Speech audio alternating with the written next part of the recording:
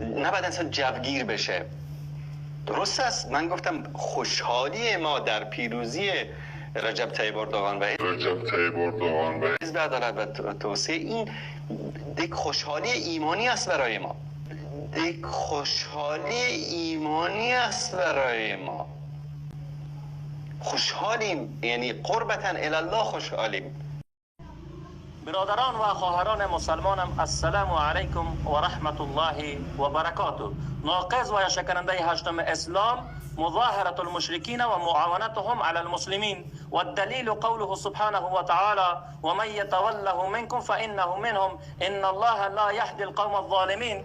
این شکننده هشتم اسلامی است که هر کسی مشرکان را یاری بکنه، همکاری بدهد علیه مسلمانان، بدون شک کافر می شود.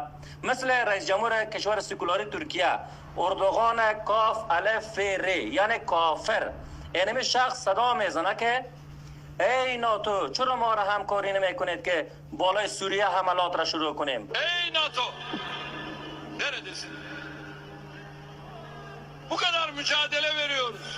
NATO, Türkiye NATO'nun ülkesi değil mi? Neredesin? Afganistan'da çağırdın, geldik. آیا شما فراموش کردین که ما شما را علیه مسلمانان در افغانستان همکاری کردیم، در سایر کشورها همکاری کردیم و خودتان با چشم سر ویدیوهایش مشاهده نکردین؟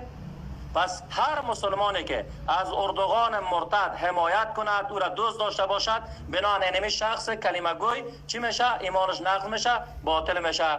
چون که کسی که دشمن الله را، کسی که یک کافر را دوست بگیره، بدون شک کافر میشه. و من یتوله منکم فانه منهم.